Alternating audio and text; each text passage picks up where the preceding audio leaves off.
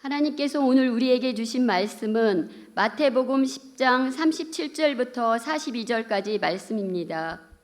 아버지나 어머니를 나보다 더 사랑하는 자는 내게 합당하지 아니하고 아들이나 딸을 나보다 더 사랑하는 자도 내게 합당하지 아니하며 또 자기 십자가를 지고 나를 따르지 않는 자도 내게 합당하지 아니하니라. 자기 목숨을 얻는 자는 잃을 것이요 나를 위하여 자기 목숨을 잃는 자는 얻으리라. 너희를 영접하는 자는 나를 영접하는 것이요 나를 영접하는 자는 나를 보내신 이를 영접하는 것이니라. 선지자의 이름으로 선지자를 영접하는 자는 선지자의 상을 받을 것이요 의인의 이름으로 의인을 영접하는 자는 의인의 상을 받을 것이요 또 누구든지 제자의 이름으로 이 작은 자 중 하나에게 냉수 한 그릇이라도 주는 자는 내가 진실로 너희에게 이르노니 그 사람이 결단코 상을 잃지 아니하리라 하시니라. 아멘. 오늘 하나님 말씀은 죽어야 사는 사람이라는 제목으로 우리가 함께 나누기를 원하는데요. 오늘 말씀이 사실 좀 깊이 보자고 하면 굉장히 광범위한 그러한 의미들을 내포를 하고 있습니다. 그런데 우리가 몇 주 전에 우리 안에 있는 죄의 열매를 맺는 죄의 나무에 대해서 또 이 나무가 죽어야 이 나무가 또 쓰러져야 우리 예수님께서 나를 이끌어 가시는 이 부분에 대해서 우리가 함께 잠깐 나눴습니다. 이 부분이 하나님 말씀 가운데 우리가 서나가는 데 있어서 또 마귀의 공격 가운데 있어서 1차 예방 접종이었다라고 하면 오늘은 아마 이제 비슷한 맥락으로 2차 예방 접종이 되지 않을까 싶습니다. 예수님 말씀도 앞뒤 잘라 놓으면 굉장히 이상해집니다. 오늘 보는 본문 말씀의 바로 앞에 마태복음 10장 34절을 봤던 예수님이 이렇게 말씀하신 부분이 있어요. 읽어보겠습니다. 내가 세상에 화평을 주러 온 줄로 생각하지 말라. 화평이 아니요 검을 주러 왔노라. 예, 우리 전도사님 이름이 뭐죠? 김화평 전도사님이세요. 예, 근데 화평이 아니라 검을 주러 오셨다라고 그래요. 우리 예수님 말씀도 앞뒤 뚝 잘라버리면 어떻게 돼요? 아니, 우리 예수님이 화평과 기쁨과 평안을 주러 오는 게 아니라 싸우게 만들려고 분쟁을 일으키려고 오셨네. 이렇게 보면 이제 예수님도 이단돼 버리는 거예요. 다시 말해서 우리가 말씀을 볼 때 가끔은 단어 하나를 통해서 또 그 내포되어 있는 의미를 바라볼 때도 있습니다. 환경을 통해서 말씀을 이해하는 데 도움을 받을 수도 있습니다. 그런데 좀 더가 아니라 진짜 중요한 것은 말씀하신 분의 심정과 마음을 알지 못하면 성경을 아무리 많이 알고 마음이 분해했다 조립했다 별짓을 해도 다 쓸모가 없는 거예요. 말씀하신 분의 심정과 마음을 알아가는 자 되시기를 간절히 축복드리겠습니다. 우리가 살아가는 가운데서요, 주님이 이렇게 하라 그러셨다 저렇게 하라 그러셨다 많은 말씀들이 여러분들의 삶을 주장하고 재단을 해나갈 것입니다. 그런데 마귀의 음성을 따라 귀신의 음성을 따라 귀신의 음성에 순종하며 살아간 사람들이 있어요. 교회에 다니면서도 또 교회 안에 있으면서도 육신의 정욕을 따라서 하나님의 말씀을 거역하고 순종하지 아니하고 살아간 사람이 있어요. 내가 거역하는지 조차를 모르면서도 나는 그래도 교회 다니니까 착하게, 남들보다는 조금 선하게 이렇게 생각하면서 나는 그러니까 구원받는 사람이지 라고 살아가는 사람들이 있어요. 그런데 육신의 적용을 따라 세상의 편에서 살아가면 교회에 다녀도 직분을 가져도 하나님의 자녀가 아닐 수도 있더라라는 것입니다. 이 시간을 통해서 여러분들 두 가지 목적들을 이뤄가시기 바랍니다. 첫 번째는 전도의 거룩한 꿈을 꾸시기 바라요. 두 번째는 여러분들이 먼저 진짜 그리스도인으로 정말 점검하고 변화되어진 역사가 있기를 간절히 축복드리겠습니다. 과거에 다른 교회에 있을 때 한 집사님이 주성이요 기도하는 티 좀 내려고 목소리가 조금 쉬었어요. 여러분들 앞으로 저랑 대화하려면 목사님 이 정도 이제 톤은 되셔야지 이제 말을 거셔야 돼요. 아셨죠? 무슨 말인지 아셨죠? 날마다 기도하시기 바랍니다. 교회 한 집사님이 이제 직장을 다니시는데 직장이 이제 동료셨던 것 같아요. 근데 이제 한 분을 전도하고 싶은데 그 여자 동료분이 이제 젊고 아직 결혼을 하지 않은 미모가 빼어난 그런 분이셨습니다. 그러니까 세상에 나가면 남자들의 이렇게 관심을 받고 어찌 보면 이제 스포트라이트를 이렇게 받는 그러한 여성분이셨죠. 세상에선 그러다 보니까 낮에는 직장에서 일하지만 저녁에는 이 남자 저 남자 이렇게 만나달라는 남자들도 많고 술집을 이렇게 같이 가서 뭐 교제란 말이 맞나요? 아무튼 교제를 하기도 하고 뭐 이제 클럽도 좋아해서 이렇게 춤추러도 다니고 그러면 사람들이 와 관심을 보이기도 하고 아마 이랬던 것 같아요. 근데 옆에서 이 집사님이 보시면서 예수님 믿어야 되는데 그 안타까움이 마음 가운데 있는 거예요. 그래서 목사님 제가 뭐 어떻게 해야 될지 잘 모르겠어요. 같이 만나주시면 어떨까요? 그래가지고 같이 한 두세 번 만났었습니다. 그래서 이제 이야기를 하는데 그분이 그런 이야기를 해요. 어느 날 저녁에 클럽을 가서 신나게 놀았대요. 너무나 그날 즐겁게 놀았대요. 그리고 나서는 집에를 딱 와서 혼자 사는데 이제 불이 꺼진 집을 들어가서 불을 켜고 거울 앞에 딱 쓰는데 자기는 너무나도 즐겁게 놀고 돌아왔는데 거울 앞에 섰는데 눈물이 주르륵 흐르기 시작하더니 눈물이 멈추질 않더래요. 그러면서 목사님 이거는 왜 그러나요? 저한테 물어봐요. 속으로 제가 그거를 어떻게 하나요? 막 이런 마음이 드는데 여러분들 정말 꼭 깨달아 하시기 바랍니다. 육에 속한 사람이라도 영혼은 눈물을 흘리고 있다는 사실을 기억하시기 바랍니다. 왜? 우리의 영혼은 죄와 허물 가운데 죽어 있다라는 것은 나는 육신을 만족시키기 위해서 육신이 기뻐한 대로 육신이 좋아한 대로 육신이 원하는 대로 자자 눕자 채우자 부하자 끌어모으고 채우고 저금하고 막 했는데 내 영혼은 뭐예요? 내 영혼은 지금 이 끝에 내가 어디를 향해서 가는지 알고 있거든요. 죄와 허물 가운데 죽어있는 내 영혼은 그 끝에 기다리는 것이 사망인 것을 알기 때문에 눈물을 흘리고 있다는 사실을 여러분들 기억하시기 바랍니다. 다시 말해서 내 영혼은 다른 어떤 걸로 육체를 채우는 것으로 막 채워 넣어도 내 영혼은 이 공허함을 어찌할 바를 몰라요. 그러니까 생명이신 하나님이 아니고서는 다른 어디에서도 생명을 찾을 수가 없어요. 결국은 영혼은 그 끝을 향해서 사망을 향해서 가는 것을 알기 때문에 죽음을 두려워할 수밖에 없는 존재가 되어버린다라는 거예요. 여러분들 죽음을 두려워하는 존재가 아니라 죽음을 기꺼이 기다릴 수 있는 믿음의 사람, 영적인 사람 되시기를 간절히 축복드리겠습니다. 그래서 예수님께서도 마태복음 9장을 보면 사람들에게 가르치시고 그 다음 복음을 전파하시고 귀신을 쫓고 병든 자들을 치유하세요. 그러자 많은 사람들이 예수님 앞에 모여들기 시작합니다. 그들을 보시는 예수님의 마음이 나와 있는 부분이 있어요. 한번 보도록 할까요? 9장 36절 같이 읽습니다. 시작. 우리를 보시고 불쌍히 여기시니 이는 그들이 목자 없는 양과 같이 고생하며 기진함이라. 자, 예수님의 마음이 어때요? 나오는 이스라엘 백성들, 하나님을 모르는 자들이 아니에요. 어려서부터 율법을 달달달달 외우는 자들인데 그들을 보고 지금 예수님이 어떻게 여기세요? 불쌍히 여기사 목자 없는 자들과 같이 이들을 불쌍히 기진맥진한 모습을 불쌍히 보셨다는 거예요. 그들의 육체의 모습을 보고 지금 이야기하시는 게 아니죠. 오히려 예수님은 목수의 아들이었고 지금 오히려 떠돌이 생활을 하고 있어요. 예수님이 물질적으로는 더 불쌍한 자예요. 근데 이들을 보이고 수많은 사람들을 바라보고 그들을 불쌍히 여기셨다는 말이 무슨 말이에요? 그들의 영혼의 상태를 보고 목자 없는 양과 같이 마귀가 이리 치면 이리 저리 치면 저리 뭐가 진리인지 분별하지 못하고 주님은 부르는데 진리를 놓치고 살아가고 있는 그들의 영혼의 상태를 바라보고 불쌍히 여기셨다라는 거예요. 여러분들 정말 우리의 영혼이 첫 번째 주님 앞에 갈 때는 내가 주님 앞에 긍휼을 입는 자 되시기를 바랍니다. 그런데 여러분들 주님의 눈으로 이제 여러분들이 이웃을 바라보셔야 될 때예요.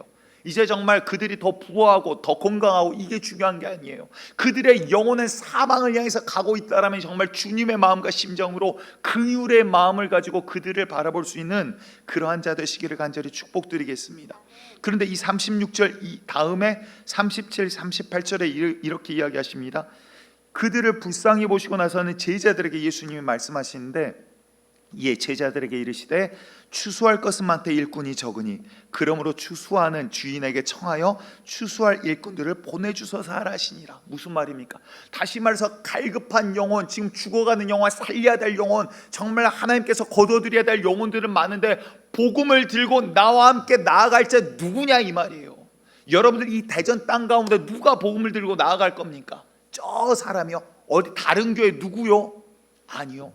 예수님을 보면 예수님 주변에 열성적인 제자가 있고요, 애제자가 있고요, 그 가운데 또 이제 12제자가 있고 그 외에 제자들이 또 있어요. 그 외에 그 밖에 모여 있는 무리들도 있어요. 무리들 가운데는 믿는 사람들이 아니에요. 예수가 어떻게 하나 보자, 어떤 기적과 이적을 하나 보자, 멀찌감치 떨어져서 예수의 음성을 듣고 말씀을 듣고 가르침을 듣고 그의 기적과 이사를 보지만 믿지 않는 관망하는 자들이 있더라라는 말이에요. 여러분들 교회도 마찬가지입니다. 누군가는 주님 안에 있는 자가 있고, 누군가는 교회 다니는 자가 있고, 누군가는 그냥 쳐다보는 자가 있고, 누군가는 주님 손에 성령의 충만함으로 붙들림 받아 쓰임 받는 자들이 있더라라는 말이에요. 여러분들은 어떠한 자들입니까?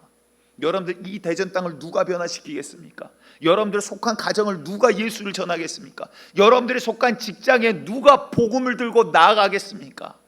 저 사람이요. 누군가요? 여러분들 무리가 되지 마시기 바랍니다. 무리는 구원 받을지 못 받을지 모르는 자들이에요. 하나님의 사람인지 아닌지 모르는 자들이에요. 그냥 관망하는 자들이에요. 여러분들의 그리스도인, 진짜 그리스도인이 되시기를 간절히 축복드리겠습니다. 그러게 주님께서는 알곡이 아직 남아있다, 추수할 일꾼을 보내주도록 구하라. 그런데 여러분들 이것은 때가 있다라고 말씀드렸습니다. 언제까지 그냥 알곡이 널브러지지 않아요. 시간이 지나면요, 들판에 있는 알곡도 썩어 문드러집니다. 바닥에 떨어져 있는 알곡도 결국 사람 발에 밟히게 돼 있어요. 결국은 말라 비틀어져서 생명력이 없는 알곡은 더 이상 추수하지 않아요. 무슨 말입니까? 다 때가 있는 거예요. 여러분들 이런 좋은 기회, 절호의 기회를 놓치지 마시고 정말 복음을 들고 나아갈 수 있는 믿음의 사람들 되시기를 간절히 축복드리겠습니다. 그런데 왜 아멘이 줄어든 것 같은 거 제 기분이 탓이죠? 아멘. 예. 근데 이제 군대 이야기를 좀 꺼내보도록 할게요. 군대는 뭐를 하는 조직입니까? 싸우고 지키기 위해서 만들어진 조직이에요. 그렇죠? 군대에서 화평합시다, 할렐루야 이러면서 다니면 요것도 문제가 되는 거예요. 물론 할렐루야가 문제가 아니라 군대는 명령이 떨어지면 어떻게 해야 돼요? 전진 앞으로 하면 총알이 날라와도 목숨 걸고 나가야 돼요. 왜? 명령이 떨어졌기 때문에. 왜? 전체 나라를 지키고 내 이웃을 지키고 책임을 다하기 위해서 내가 한 명이 죽더라도 조직을 살리기 위해서 뛰어나가는 게 군대여야 돼요. 그래서 훈련을 합니다. 명령이 떨어지면 눈 하나 깜짝 안 하고 뛰어나가도록 막 훈련을 해요. 이제 헌병대 안에도 이제 행정 업무를 하는 부서도 있고, 수사과, 경찰 업무를 하는 부서도 있고, 작전과 이런 부서들도 있는데, 그 가운데 이제 뭐 요즘은 그 무슨 TV 프로그램에도 나오더라고요. DP조라고 군탈체포조도 있어요. 거기는 사복 입고 머리 기르고 이제 일반인처럼 하고 다녀요. 왜냐하면 탈영한 친구들 이제 잡으러 다녀야 되니까.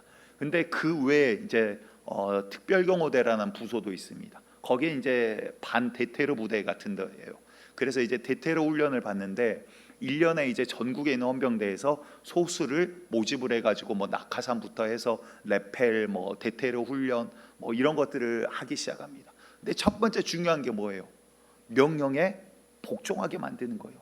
정말 말로 표현하자면 말도 못하게 막 똥통에 쳐박기도 하고, 새벽에 막 깨워서 두드러 패기도 하고, 뒤에 쳐지면 그냥 몽둥이도 때리기도 하고, 손가락 끝으로 막 벽에 매달려가지고 떨어지면 맞고, 별의별 훈련이 다 있습니다.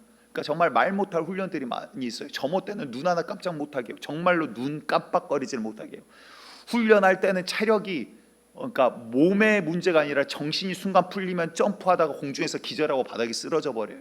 그만큼 힘드니까 긴장을 풀지 못하도록 합니다. 긴장이 풀리는 순간 기절해 버리니까 뛰다가 막 그렇게, 그러니까 일반 병이 받을 수 있는 훈련 중에서는 육해공, 해병대 통틀어서 세 손가락 안에 들어갈 만큼 힘들다라고 해요. 근데 그렇게 하는 이유가 뭐예요? 거기를 집체교육을 갔다 오면 거의 이발도 안 해요. 12주 갔다 오면 애들이 머리가 덥수룩이 갖고 와요. 이렇게 삽살개 풀어놓은 것처럼, 시커먼 삽살개 풀어놓은 것처럼 얼굴은 까맣게 타고 머리는 덥수룩해 갖고, 그 영화 같은 데 보면 그런 데 나오죠. 이제 어디 뭐 몇 년 갇혀 있다가 나오신 분들처럼 이렇게 돼 갖고 와요. 그러면 애들이 눈빛이 이렇게 약간 살인자 비슷하게 눈빛이 변해요. 축구를 하다가 축구 공이 저쪽 끝에서 밖으로 나갔습니다. 그러면 가까이 있는 애가 뛰어가야 되잖아요. 저 끝에 있는 애부터 아 이러고 이제 막 다 뛰어나가는 거예요. 왜 그럴까요?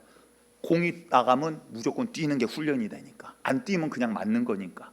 그게 12주간 훈련이 되다 보면 그 다음에는 그냥 뭐가 있으면 반사적으로 생각보다 몸이 먼저 움직이게 되는 거예요. 여러분들, 우리는 주의 군사다, 주님의 교회다 이야기를 합니다. 근데 전진 앞으로 했더니 갑자기 반응이 이래요. 주님이 뭐라 그러셨어요? 내가 능력 주겠다, 권능 주겠다, 복음 들고 땅끝까지 가서 내 제자를 삼아라, 아버지 아들과 성령의 이름으로 침례를 베풀라, 내가 세상 끝날까지 너희와 함께 하겠다. 그랬더니 갑자기 반응이 이런 사람들이 많더라라는 거예요. 우리가 주의 복음을 들고 주의 사명을 가지고 나가자 그랬더니 내 일은 아니죠. 이게 도대체 누구의 일인 거예요? 여러분들, 왜 우리가 뭐가 문제여서 이게 순종이 되지가 않는 것입니까? 왜? 명령보다 내 생각이 위에 있을 때. 전진 앞으로, 아니 총알 날아오는데 이런 생각하고 있으면 군대가 뒤돌아서 상관 쏴버린 사건이 벌어지는 거예요.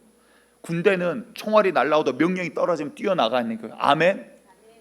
교회, 주여, 다시 할까요? 처음부터. 군대는 뭐다? 우리는 영적인 훈련소인 거예요. 여러분들, 여기서 훈련되지 않고 여기서 싸워서 이기지 못하면 어디 나가서 누구랑 싸워서 어떤 마귀랑 어떤 귀신이랑 싸워서 어떻게 이기겠냐라는 거예요. 왜? 지금까지 세상 따라서, 육신의 정욕 따라서, 귀신의 음성 따라서 지고 끌려가는 게 훈련이 되어 있는데, 습관이 되어 있는데, 여러분들 그동안 왜 아무 일 없었는 줄 아세요? 왜? 귀신 뜻대로 사니까 귀신과 부딪힐 일이 없는 거예요. 귀신과 뜻이 똑같고 하나님에게 반역하고 하나님이 태클 걸고 하나님이 건들지 않는 이상 귀신이 건들질 않아. 왜? 귀신이 볼 때는 내 뜻대로 잘하고 있거든. 오메 내 자식 잘한다 이러고 바라보고 있으니까 귀신과 부딪힐 일이 없어요. 근데 반대로 여러분들 이제 주님 뜻대로 한번 해보시기 바래요. 주님 말씀대로 복음 들고 나가보시기 바래요. 주님 말씀대로 기도해 보시기 바래요. 성령에 충만해서 주님 뜻대로 말씀 가운데 묵상하고 주님을 알기 위해 발버둥 쳐보시기 바래요. 악한 마귀가 분명히 먼저 공격이 옵니다. 주님의 도우심이 있기 전 마귀가 먼저 공격이 오면 여러분들 경험하게 될 거예요. 여러분들 그러기 때문에 지금 예방접종이라고 처음에 이야기를 한 거예요. 알고 싸우는 거랑 모르고 맞아 넘어지는 거랑 틀린 거예요. 여러분들 정말 주님의 이 영적인 일을 알고 정말 영적인 사람이 되어서 육에 속해서, 여러분들 이거 지금 간단한 이야기예요. 간단한 이야기인데 들어도 모르는 사람이 있어. 한국말인데 모르는 사람이 있어. 왜? 육에 속해 있으면 저게 뭔 소리야? 목사님 왜 이상한 소리를 해? 누가 죽고 살고 맨날 싸우고 도대체 뭔 소리야?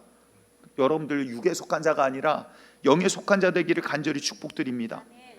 한 병원 앞에서 환자 두 분이 환자복을 입고 이야기를 해요. 근데 요렇게 저도 이제 누구 기다리면서 통화하면서 들었더니 그런 이야기를 하더라고. 야, 요즘 맛있는 대게집 어디 없냐 그랬더니 옆에 아니 그 한 명이 맛있는 대게집을 찾았다라고 이제 이야기를 막 소개를 하는 거예요. 그랬더니 한 환자가, 그 옆에 있는 환자가 이야기를 하는 거예요. 그러면서 무슨 말인가 봤더니 본인이 요산 수치가 높아서, 나 요산 수치 높아서 의사가 각각 대게 같은 거 먹지 말라 그랬어 이러면서 이야기를 하더라고요. 의사 말을 잘 듣는 사람이에요? 안 듣는 사람이에요? 잘 듣는 사람이에요. 근데 그 사람들이 뭐를 하면서 이야기를 했을까요? 보통 병원 앞에서 뭐 하고 계신지 아세요? 왜? 환자 두 분이 병원 앞에 나와 계시면 대부분 구름 과자 드시면서 손가락에는 요거 하나 딱 끼우고 그러고는 입에 쪽쪽 빨아대면서, 야, 나 의사가 요산 수치 높다고 대게 먹지 말라 그랬어. 그러면서 담배 피고 계신. 이게 의사 말을 듣는 거요, 안 듣는 거요? 안 듣는 거요. 근데 우리 기독교인들의 모습이 그런 것 같아요. 하나님 믿습니까? 그랬다 아멘 할렐루야 그래 놓고는 예배는 대충, 예배는 또 어떤 사람 잘 드려 그래 놓고도 마음 가운데 하나님 생각도 안 해. 그냥 예배 딱 끝난과 동시에 하나님과 관계도 끝나. 그 다음 주에 다시 하나님과 새로운 관계를 맺어가시는 분들이 계셔. 주중에는 하나님 없이 살다가 주일에만 주여 이 죄인 돌아왔으니 받아주시옵소서. 그리고는 돌아서면서 또 주님과 빠이빠이 안녕히 계십시오 다음 주에 뵙겠습니다 주님한테 인사하고 또 퇴근하신 분들이 계셔. 주님 앞에 또 찬양할 때는 주여 주님 한 분만으로 내가 기뻐합니다, 주님 감사합니다 가사는 잘 따라 불러놓고는 마음 가운데는 주님을 중요하지 않아.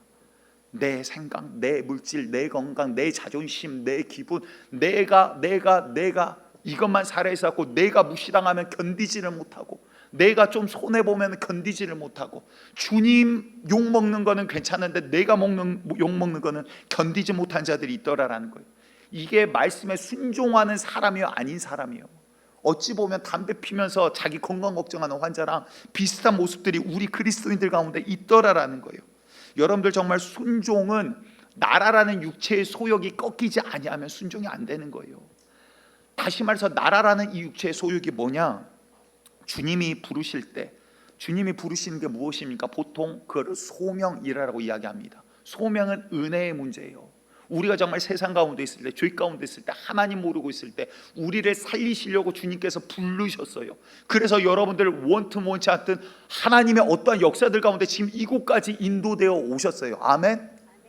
누군가는 여러분들을 위해서 중보기도함이 있었고 누군가의 역사들이 있었기 때문에 하나님의 은혜 가운데 이 자리까지 왔어요.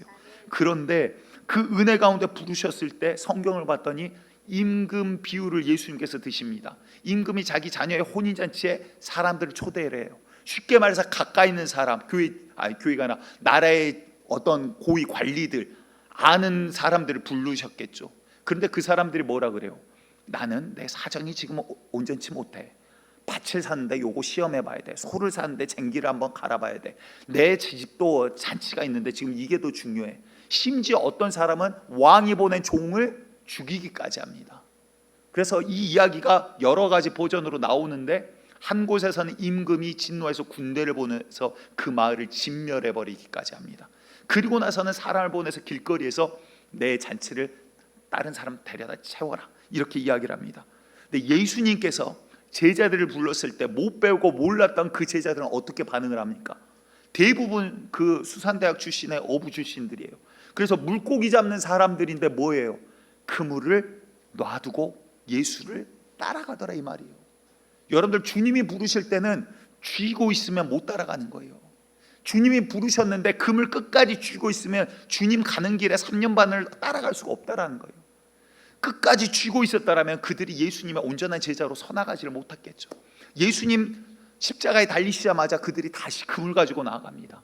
그런데 다시 그들이 성령이 임하자 그들이 사람이 변화되기 시작해요. 아멘. 여러분들 가운데 이러한 역사가 있기를 간절히 축복드립니다. 그냥 교회 다닌다고 그리스도인들이 만들어지는 게 아니에요. 첫 번째 주의 음성이 있을 때 내 손이 펼쳐지지 아니하면 그 뒤를 따라갈 수가 없더라라는 거예요.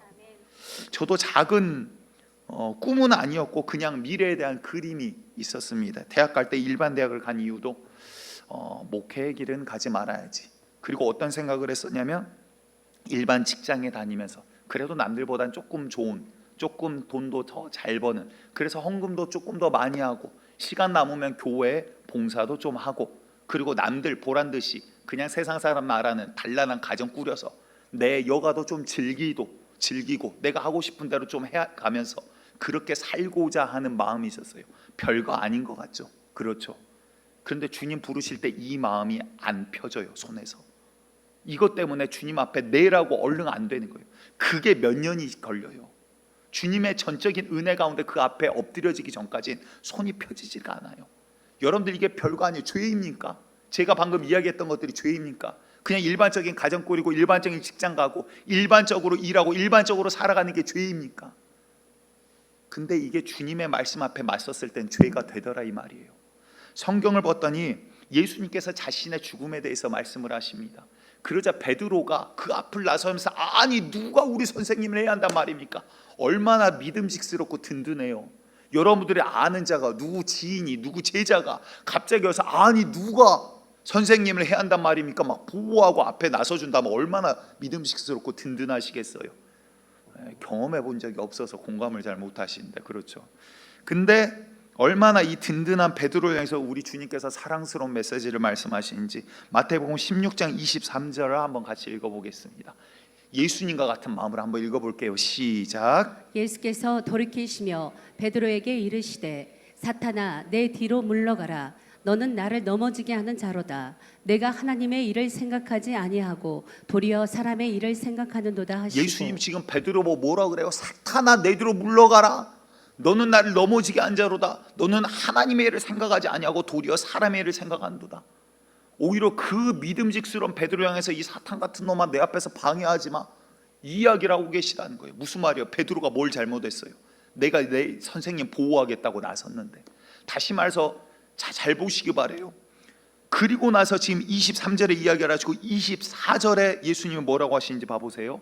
24절 시작. 이에 예수께서 제자들에게 이르시되 누구든지 나를 따라오려거든 자기를 부인하고 자기 십자가를 지고 나를 따를 것이니라. 그리고 나서 지금 쭉 하는 이야기가 뭐냐면 오늘 보는 본문의 말씀과 비슷한 이야기를 하세요. 마태복음 10장에 오늘 본문 이야기를 하시고 16장에 지금 베드로를 통해서 이야기를 지금 또 하고 계세요. 무슨 말입니까? 내가 죽지 않고 살아있으면 죄가 아닌 게 죄가 될 수 있다라는 거예요. 내가 죽지 않고 살아있다는 것 자체가 사단적 일이 될 수 있다라는 거예요. 여러분들, 나는 죄 짓지 않았는데요, 내가 하나님 말씀 위에 있으면 이거 이미 죄인 거예요. 내가 하나님 말씀 성령 위에 있으면 이 육신의 소욕과 육신의 정욕이 하나님께 순종하지 못하도록 만드는 일이 되더라라는 거예요. 그러니까 교회 10년 20년 다니고 심지어 목사 사역자가 돼도 하나님 말씀에 고개가 안 숙여져요. 그러니까 교회는 오래되고 일평생 다녔는데 교회 다녀봤더니 신앙이 그게 그거더라, 인생이 별거 없더라, 결국은 사람이 그러더라. 왜? 본인은 하나님에게 져본 적이 없거든. 항상 하나님의 말씀을 본인이 이기니까, 하나님 말씀대로 실제로 순종해 본 적이 없는데 하나님 말씀을 아니까 믿는다라고 착각하면서 평생을 살더라라는 거예요. 여러분들, 하나님 말씀에 순복되어지기를 간절히 축복드립니다. 내가 죽고 정말 주님의 말씀이 내 위에 있기를 간절히 축복드립니다. 그런 자에게 주님께서 이제 사명을 주시는 거예요. 소명은 부르셨다면 사명은 이제 영광의 문제입니다. 주님께서 어떠한 자는 직분들로 부르세요. 그리고 여러 가지 사역을 주시고 여러 가지 미션들을 주시고 복음을 전파할 기회들을 주님께서 주십니다. 그런데요, 이렇게 사명을 받았음에도 육신의 사람이면, 또 육신의 정욕이 끼어 있으면, 내 자와 내 자존심과 내 고집이 끼어 있으면 하나님 말씀에 이게 올라서는 순간 순종이 안 되더라라는 거예요. 요나서를 보면 요나서는 굉장히 기가 막힌 책입니다. 나중에 한번 기회가 있으면 깊이 보도록 할 텐데요, 정말 기가 막혀요. 요나서는 하나님의 이 심정과 마음이 보면 볼수록 정말 눈물이 나지 않을 수가 없는 게 요나서예요. 요나에게 하나님이 말씀하십니다. 야, 이웃 국가, 그 이웃 국가가 뭐냐면 이스라엘을 패망시켰던 국가거든요.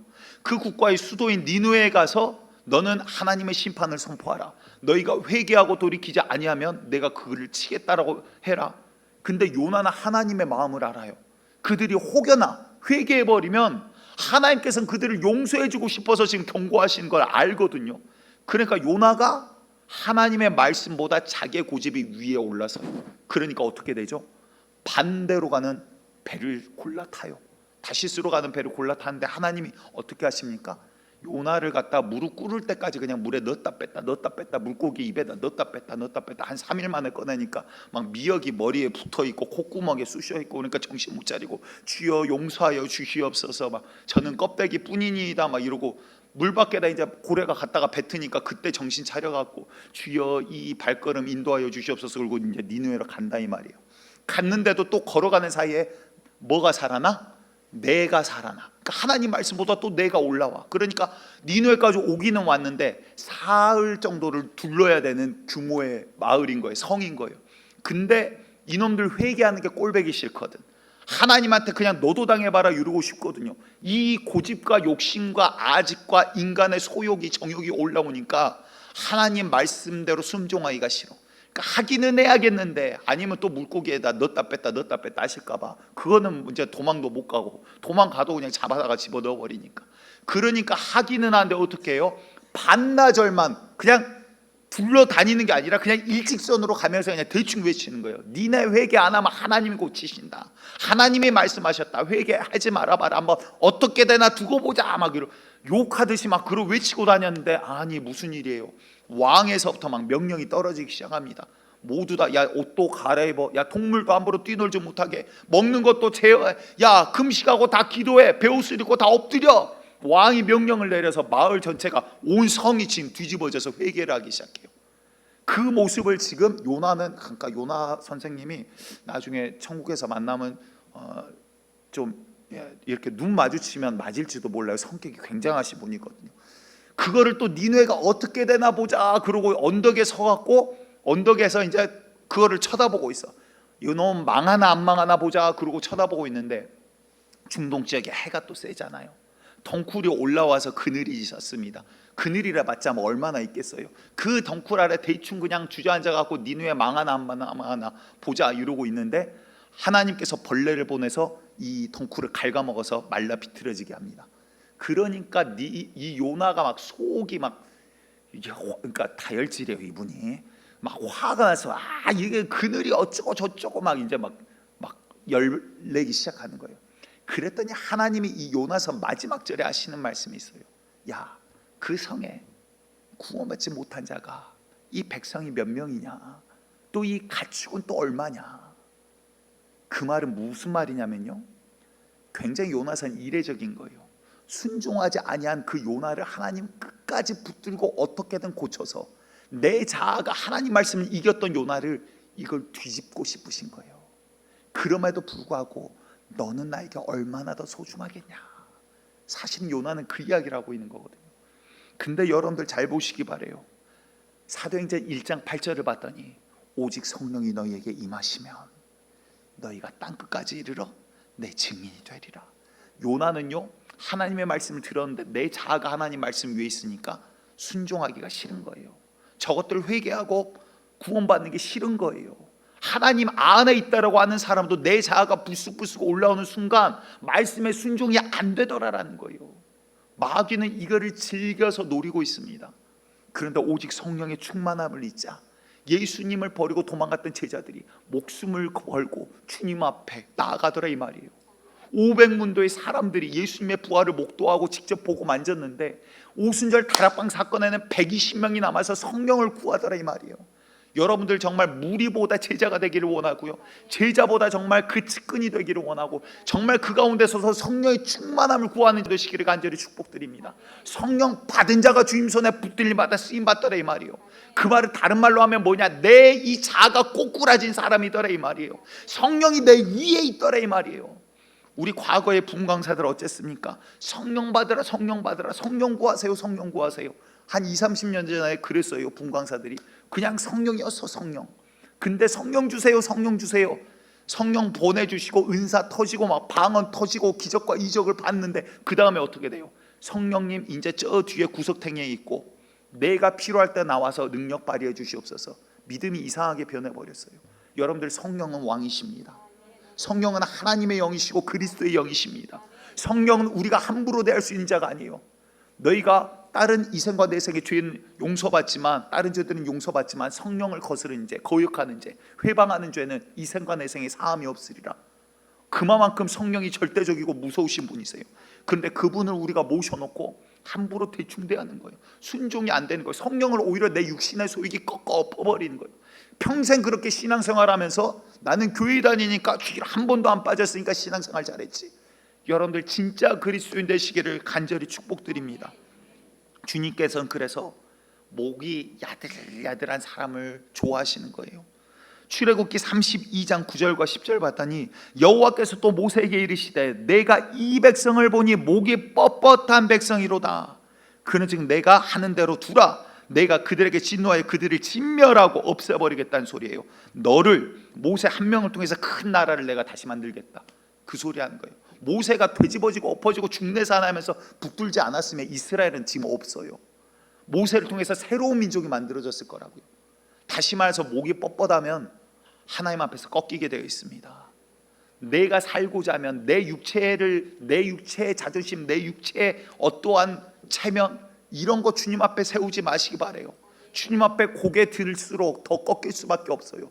부러질지언정 주님께서는 결코 그냥 두고 보시지 않습니다. 그러기에 시편 147편 6절에도 여호와께서는 겸손한 자들을 붙드시고, 또 149편 4절에서도 여호와께서는 자기 백성을 기뻐하시며 겸손한 자를 구원으로 아름답게 하심이로다. 아멘. 여러분들 그냥 목이 낭창낭창해서 주님 말씀이면 그냥 앞에 그냥 넙죽 엎드리시기 바랍니다. 하나님이시라면, 그냥 주님 말씀이라면 그냥 아멘 할렐루야 엎드려 버리시기를 간절히 축복드리겠습니다. 영화 배우 중에, 미국 영화 배우 중에 마이클 제이 폭스라는 배우가 있습니다. 과거에 백투더 퓨처라는 그 영화가 아마 1987년 이때 개봉했던 영화예요. 굉장히 오래된 영화이죠 벌써.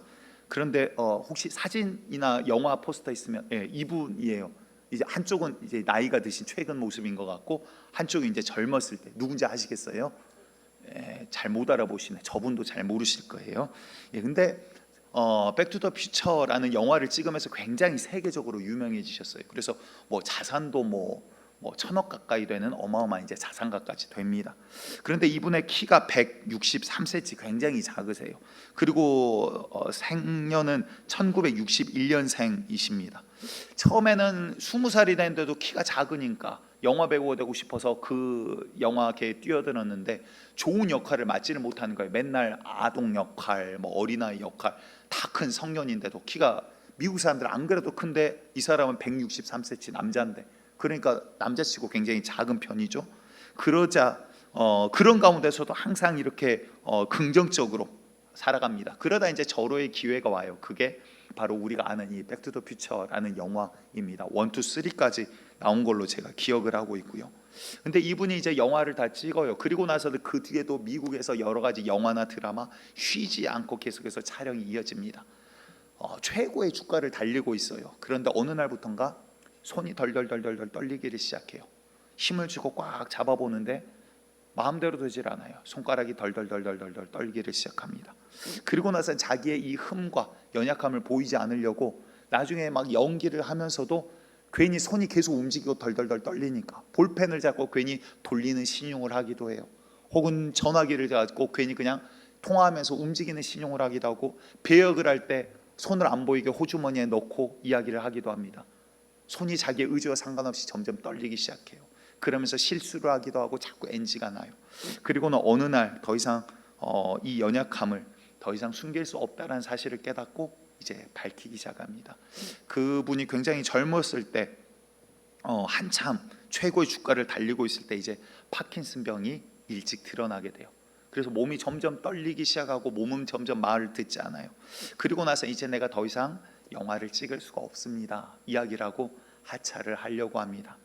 그런데 이분 마음 가운데 어떠한 마음이 들었대요. 이제 그 인터뷰한 내용이, 오래 인터뷰한 내용이 있는데요. 그러면서 그 뒤에도 오히려 자기의 연약함을 숨기는 것이 아니라 이 파킨슨병을 소재를 가지고 오히려 미국에서 드라마를 만들기도 하고 자기의 이걸 가지고 코미디 프로그램을 만들어서 자기의 파킨슨병으로 영화에 또 드라마에 등장을 하면서 가만히 있을 수 없기 때문에 떨리는 손을 가지고 오히려 실수로 다른 배우에게 이렇게 물을 끼얹기도 하고 그러면서 영화의 소재로 삼기 시작합니다. 그리고 그 이후에도 계속해서 영화 배우로서 삶을 살아가요. 지금은 아까 잠깐 나왔던 그 사진처럼 이제 지긋하게 나이가 드셨습니다. 60대가 되셨는데요.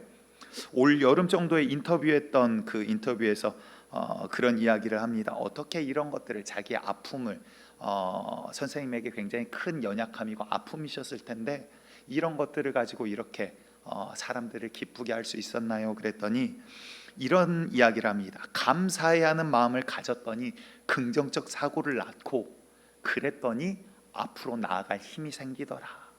내가 감사를 잃어버렸으면 아마 나는 거기에서 멈추고 좌절했을 거다. 그리고 나선 이제 이분이 자기의 사비도 많이 투자를 하고요, 파킨슨병을 고칠 수 있는 그걸 연구하는 재단을 만들어서 지금 2조 원 규모의 후원을 받아서 움직여지는 어마어마한 세계적인 재단을 운영을 하고 있습니다. 이분이 믿는 분인지 아닌 분인지는 저는 전혀 몰라요. 뭐 제가 직접 본 것도 아니고 이야기를 들은 것도 아닙니다. 그런데 사전적으로 자존심이라는 단어를 찾아봤더니 남에게 굽힘 없이 스스로 높은 품위를 지키는 마음이라고 나와요. 여러분들 사람에게는요, 좋은 자존심과 나쁜 자존심이 있어요. 좋은 자존심은요, 영을 살리는 자존심이고요, 나쁜 자존심은 내 육을 살리려는 자존심이에요. 좋은 자존심은요, 내가 좀 쓰러져도 우리 주님 욕먹지 않기를 바라는 거룩한 자존심이고요, 나쁜 자존심은 주님이 욕먹건 말건이 문제가 아니라 내가 욕먹는 걸 견디지 못하는 자존심이에요. 여러분들 나쁜 자존심이 산다라는 것은요, 내 육신의 소욕의 말씀을 이기고 있다라는 거예요.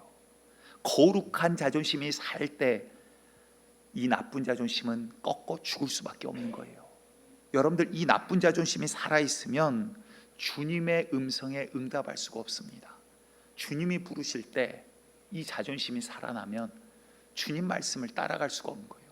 그래서 주님이 날마다 네 십자가를 지지 않으면 나에게 합당하지 않다, 나와 함께 갈 수가 없다라고 이야기를 합니다.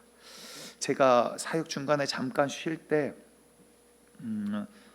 서울의 그 큰 한 교회를 이렇게 예배를 가게 됩니다. 그래서 그게 수요 예배도 갔는데 참 많은 감동을 받았고요.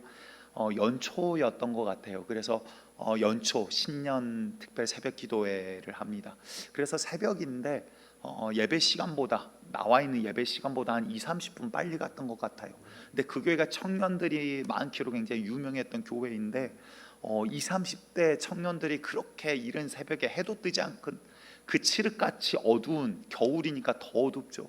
그 새벽에 제가 2-30분 먼저 도착을 했는데 벌써 본당은 꽉 찼고요. 자리가 모자라서 중간에 간이 의자를 막 깔기 시작하더라고요.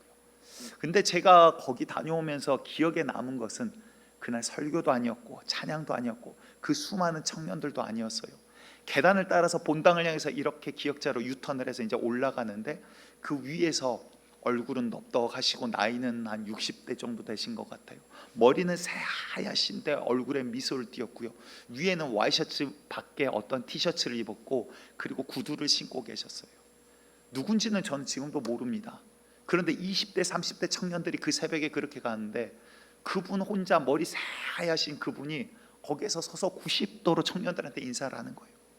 누군지 모르겠어요. 근데 도대체 나이로 따지면 아버지 뻘인데 도대체 그 당시에 제가 아마 20대 30대 초반 이랬을 것 같은데 누군데 저렇게 청년들에게 인사를 할까? 그냥 인사하는 게 아니라 90도로 숙이면서 어서 오세요, 어서 오세요. 모르겠어요. 밖에서 만나면 어느 기업 회장님이나 사장님 정도 될런지 아니면 뭐 어떤 직분일런지 그게 중요한 게 아니죠. 그 모습을 보면서 그 마음 가운데 어떠한 마음이었겠냐라는 거예요.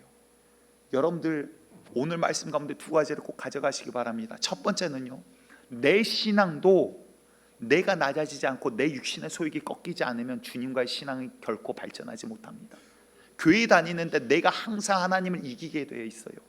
내 신앙이 꺾이지 아니하면, 내 소욕이 주님 앞에 고개 숙이지 아니하면 주님 말씀을 자꾸 내가 짓눌려 이길 수밖에 없게 돼요. 두 번째는요, 복음을 전하는 일도요, 교육을 하고 뭐를 하고 교회 행사합니다. 교육적으로 이성적으로 할 수는 있죠. 그런데 진짜 복음이 전해지지 않아요. 왜? 주님의 시선과 마음을 가질 수가 없으니까. 내 자존심이 먼저 서거든요. 여러분들 내 자존심 꺾이지 않으면 전도도 안 되는 거예요. 내가 엎드려지지 않으면 복음 전파도 안 되는 거예요. 왜? 내 사정이 먼저 중요하고 내 체면이 중요한데 내가 숙여지질 않는데 어떻게 복음을 전하겠어요? 제가 대학은 일반 대학 나왔지만 대학원은 여기에 있는 침례 신학대학원을 나왔습니다. 거기에서 제 기억에 한 2008년도 아니면 늦으면 2009년도 둘 중 하나일 것 같아요. 2008년도일 걸로 지금 생각은 되는데 거기에 이제 전도학 수업을 받습니다. 근데 다른 거는 이제 그냥 그렇게 책을 읽으라고 막 하더라고요. 저는 이제 공대 출신이라 막 숫자 계산하는 쪽이었는데, 근데 이제 실습 시간에 이제 조별로 6명에서 7명씩 하나의 조를 묶습니다. 그리고 이제 장소들을 추첨을 해가지고 뽑아요. 어디는 뭐 어느 사거리 가서 전도를 하게 하고 어느 대학을 가기도 하고. 근데 제가 이제 대전에 있는 모 대학에 가는 팀이었어요.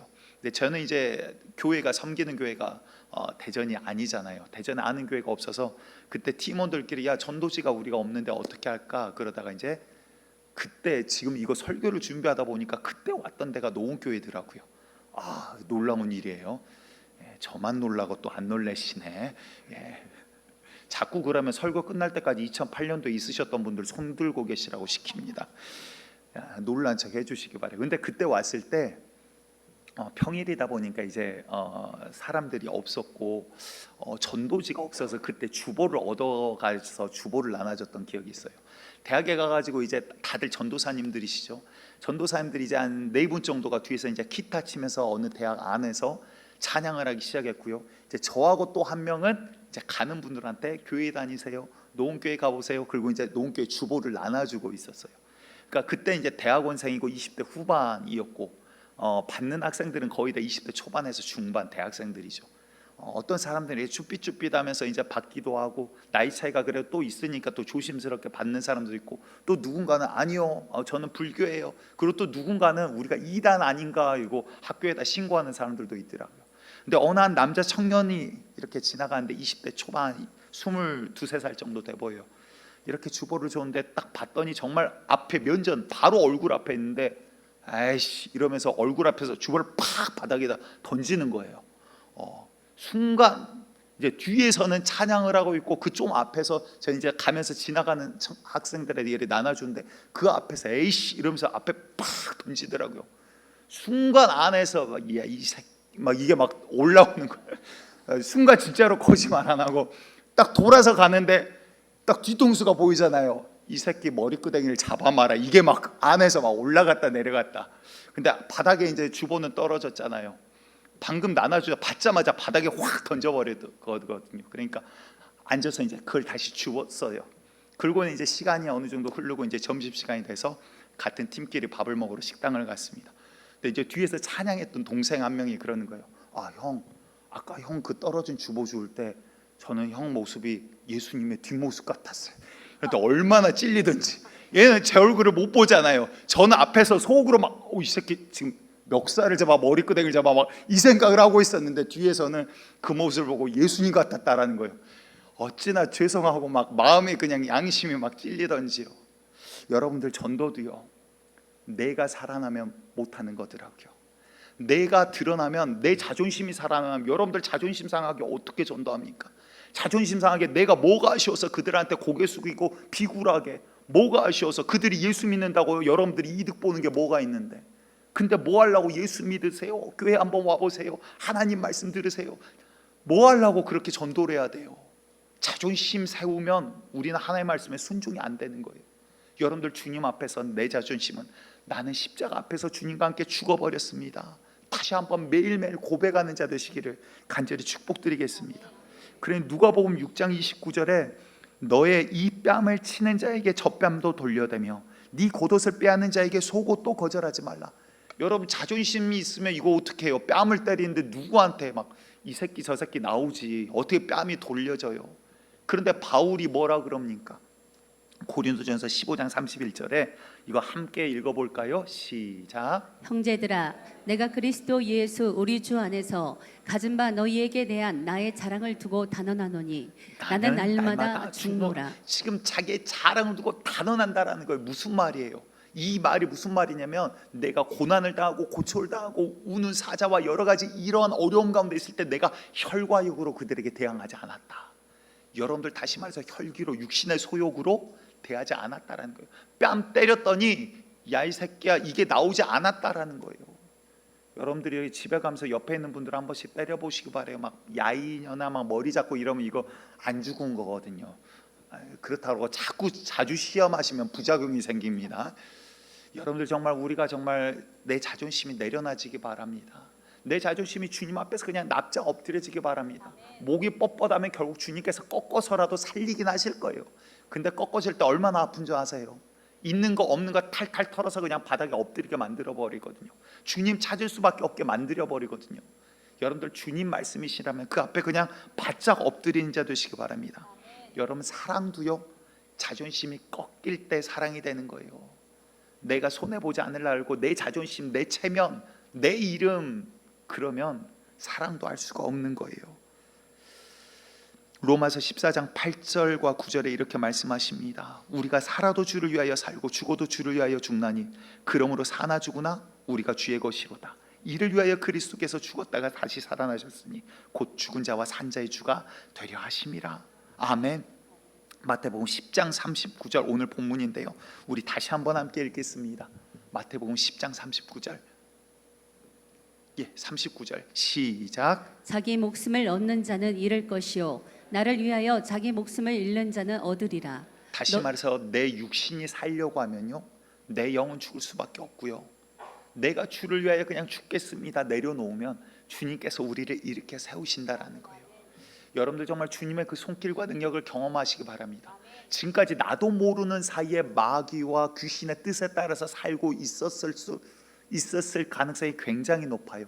그래서 영적인 시험이 없는 거거든요. 주님의 말씀에 순종해 보세요. 어려울 거예요. 근데 그 어려움을 즐기시기 바래요. 입에 쓴 약이 몸에 좋다라고 주님께서 그 언덕 넘어 기다리시는 찬란한 그 미소를 여러분들 기대하는 자 되시기를 간절히 축복드립니다. 오늘부터 우리들 교회에서 여러분들 마주치면 그냥 서로 고개 숙이시기 바래요. 아멘. 우리 전도하려 그러면 전도 대상자에게 그냥 고개 숙이시기 바래요. 아멘. 아쉬울 게 뭐가 있어요? 자꾸 칭찬해 주세요. 아이고 그래 니 잘났다 뭐 그러면서 칭찬도 해주시고 뭐 말의 뉘앙스를 잘 하셔야 돼요. 여러분들 아무튼 그리스도의 마음으로 정말 나는 죽고 주님의 마음이 전파되기를 꿈꾸는 우리 노은교회 되기를 간절히 축복드립니다. 우리 이 시간 주의 손에 나의 손을 포개고 라는 찬양을 하도록 할 텐데요, 이 찬양의 가사가 우리의 고백이 되기를 원합니다. 우리 항상 찬양할 때 노래로 부르지 마세요. 그거 아무 소용없어요. 정말 주님 십자가에 주님이 달리실 때 죄의 나무인 나도 함께 달렸습니다. 나의 자존심도 함께 못 박아버리시기 바래요. 이 시간 나의 나쁜 자존심은 못 박아버리고 우리 주님 이름에 먹칠해선 안 돼. 거룩한 자존심이 살아나기를 간절히 축복드리겠습니다.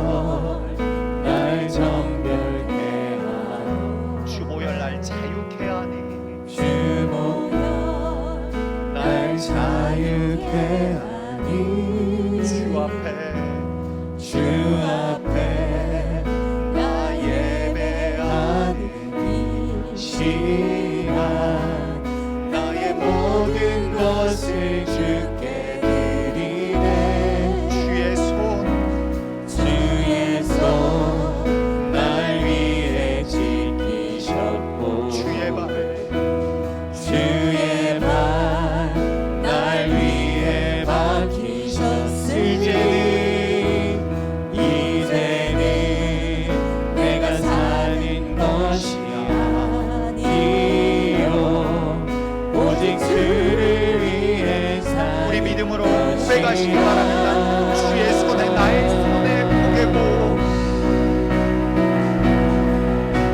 주의 손에 나의 손이 포개 주의 발에 나의 발을 포개요 또 주의 발에 나의 발을 포개요 나 주와 함께 죽고 또 주와 함께 살리라 영원토록 주 위에 살리라 주의 손에 나의 손을 포개고 주의 손에 나의 손이 포개고 주의 발에 나의 발을 또 주의 나의 자존심은 오늘 죽어버렸습니다.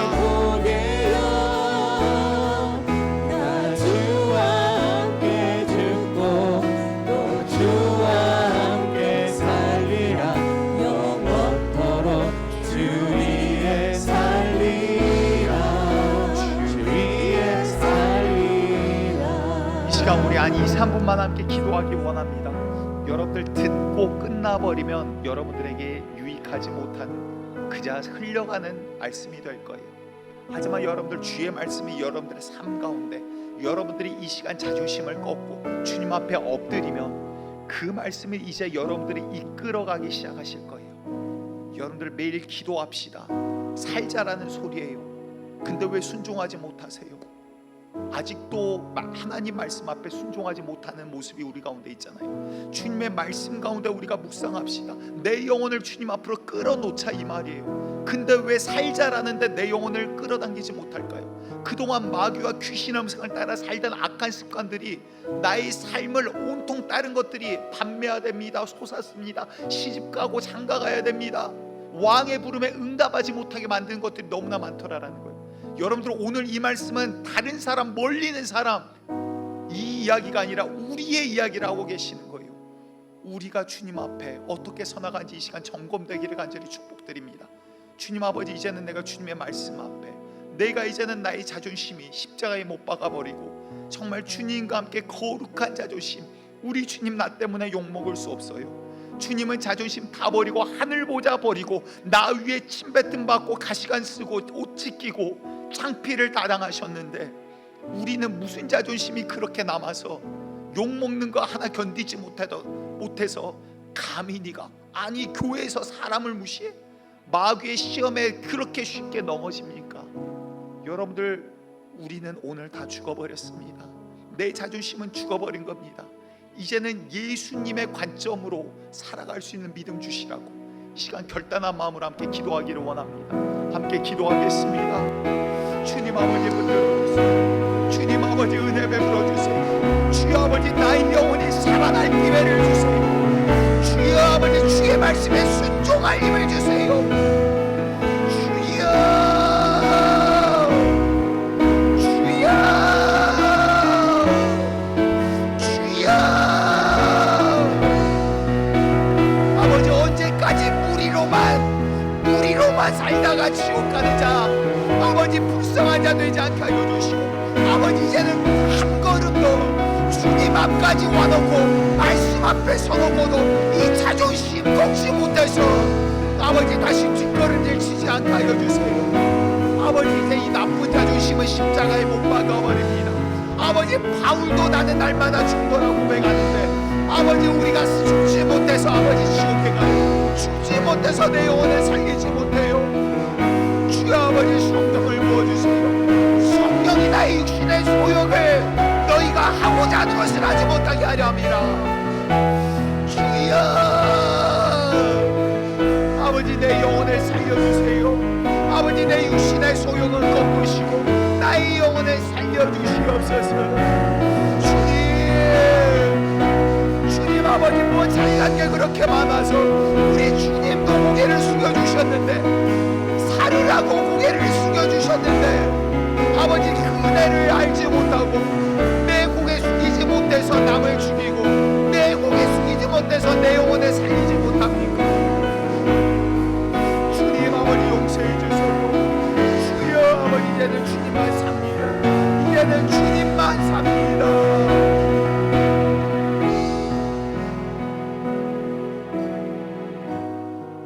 살아계신 하나님, 주님이 살아계신데 우리가 어찌 이리 교만한지요. 주님 살아계신데 우리 목이 어찌 이리 뻣뻣한지요. 주의 말씀이 있는데 말씀을 말씀으로 여기지 아니한 교만이 어찌 이리 차고 넘치는지요. 하나님 그 가운데 10개 가운데 하나 하면 저 잘했지요 하는 교만, 10개 가운데 2개라도 하면 남들보다 저 낫지요 하는 이 자만, 주여 아버지 속아 넘어가지 않게 하여 주시고 하나님 환자복 입고 담배 피면서 요상 걱정하는 환자 되지 않게 하여 주세요. 주님 아버지 주님께서는 하늘 보자 놔두시고 우리 살리시겠다라고 티클보다도 못한 존재에게 침뱉음 받으면서도 참으셨는데, 주먹질 당하면서도 참으셨는데, 온갖 모욕을 당하시면서도 우리 살리겠다고 참으셨는데 우리는 아직도 나 살겠다라고 주님을 죽입니다. 아직도 나 살겠다라고 고개를 숙이지 못합니다. 주여 아버지 용서하여 주시고 오늘 나는 죽어버렸습니다. 내 이 나쁜 자존심은 오늘 십자가에 못 박아버렸습니다. 누가 뺨을 때려도 우리 예수님의 심정이라면 어떨까 고민하는 자 되게 하여 주시고 육신의 소욕이 일어날 때면 당장 엎드릴 수 있는 자, 바울과 같이 나는 날마다 죽노라 선포하는 자 되기를 원합니다. 주여 아버지 날마다 무릎 꿇어 기도하는 교회 되게 하여 주세요. 아버지 우리는 할 수 없기에 기도합니다. 할 수 없는 고백이기에 주님의 이름을 부릅니다. 할 수 없기에 주님 앞에 와서 엎드립니다. 주의 말씀대로 이루어지는 교회 되게 하여 주시고 말씀대로 능력 나타나게 하시고 말씀대로 전도되게 하여 주시고 말씀대로 전도에 미련한 것으로 구원받는 자들이 차고 넘치는 자리 되게 하여 주셔서 아버지 사람이 영광 받는 자리가 아니라 주님만 영광 받는 자리, 주님만 나타나는 자리 되게 하여 주시옵소서.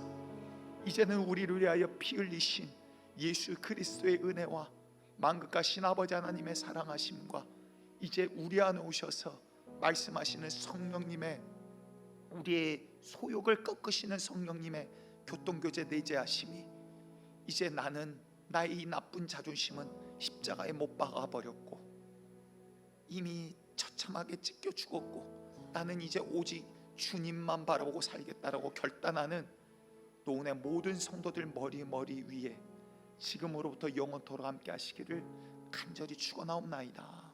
아멘. 아멘.